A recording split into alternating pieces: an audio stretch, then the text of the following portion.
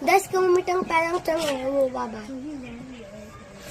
जो अपने बेटे के घर खींचने न गए। इस जमाने में पैदल चल के गए हैं बाबा। अरे पापा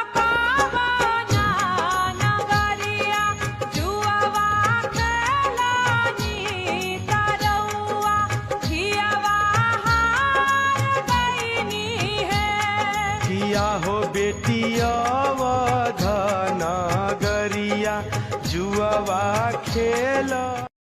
वो वही बाबा है जो 10 किलोमीटर पैदल चल रहे हैं। उनके वीडियो में जाके घर चले लेके जाना बेटे के घर। हम जा रहे बाबा से और फिर जाएंगे खेत के बाबा से मिल के। आज हम जाएंगे बाबा से मिलने। उनके वीडियो में क्या क्या बोलेंगे।